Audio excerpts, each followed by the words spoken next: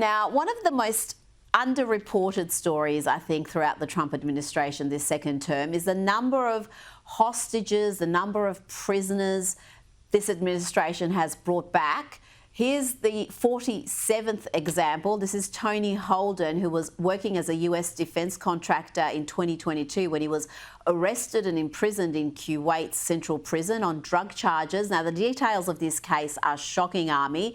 This man was threatened, he was tortured, and a judge found that the case was a sham. This is in Kuwait. A Kuwaiti judge said the officers presented fabricated conversation between themselves and Tony Holden in English, even though they didn't speak the language. Holden has expressed his gratitude after being freed. As President Trump, I want to thank you for what you've done for me and my family. I just mentioned to Adam that I wanted you to know, everyone on your team, everyone that have supported this effort, that you know that we greatly appreciate it. Okay, I wanted you to be able to meditate on how you affected personally lives and the difference that you've made. I'm a 6-year-old grandfather and father. Ami, these cases are incredible and they should be feel-good moments for the whole country, regardless of what side of politics you're on. How are they not getting media attention? Look, it's another example of the Trump presidential dividend, right? Things that we didn't expect that we're getting. 47 hostages. That is a lot of people to be freed, right? And it took Trump 100 days, what Biden couldn't do for 4 years, right? These people, and the example you just talked about, it was an absolutely egregious example of an American hostage innocently being held by a foreign government, right? It was public details about how they railroaded this guy.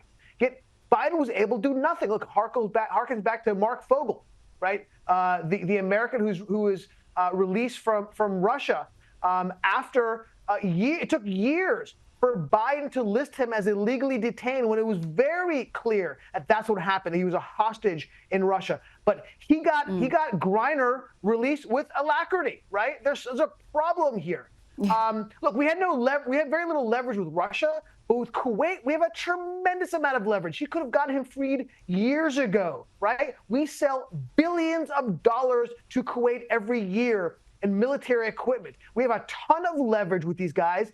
Biden would not use it to get this guy freed. And I have to wonder why. It is so weird. Look, it's another example of Trump being president and the world saying, we better get in the same page as president, otherwise we're going to have a problem. And we'll be talking about those trade deals in the coming weeks, Ami, because it looks like they're going to be struck very shortly. And we'll see that political and economic realignment. Before you go, I want to bring you this clip from the BBC chairman, Samir Shah. He was being interviewed and he was asked a rather simple question, I would have thought. But watch how he squirms when he's asked about whether Hamas are terrorists. One last question. Just for you as an individual, Samir, do you consider Hamas to be a terrorist group? I have to answer that in terms of the way we currently view it. What do you think they are? Do you think they're a convocation of happy little squirrels? I don't think that. But I'm here as a chairman of the BBC. I know you are, but I'm you're not also here as Samir Shah. You exist as an individual entity. I can tell you what I think when I'm Samir Shah. Right now, talking to the world, I am the chairman of the BBC, and we have taken the view as a board that we continue to use the word terrorist only with attribution. That's the position we take. I think. Ami, just incredible. And you see the output of the BBC and it all kind of makes sense. Look, I'm glad this is all coming to light in England, right?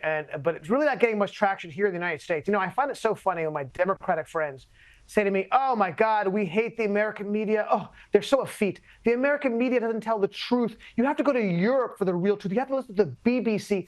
Oh, shut up, okay? The BBC is the most biased organization maybe in the world. Okay, I'd rather listen to Al Arabiya, okay, than I would the BBC. The BBC has been riddled with problems for many, many years, but only now they're coming to light, thankfully. Look, there's a whole investigation about their open anti-Semitism at the BBC done by the British government.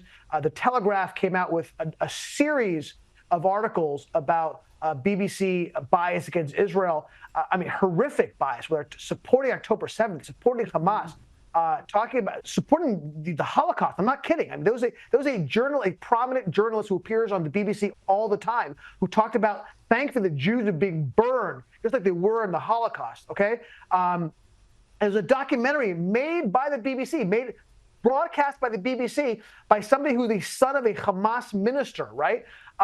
Look, and this guy, Samir, who will not simply, and so they finally said, okay, we're going to do an investigation, okay? And this guy, Samir Shah, who we just saw, who wouldn't call Hamas a terrorist organization, is the one who's overseeing the investigation.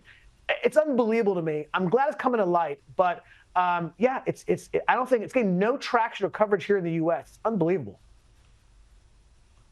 Ami Horowitz, thank you so much for your time tonight.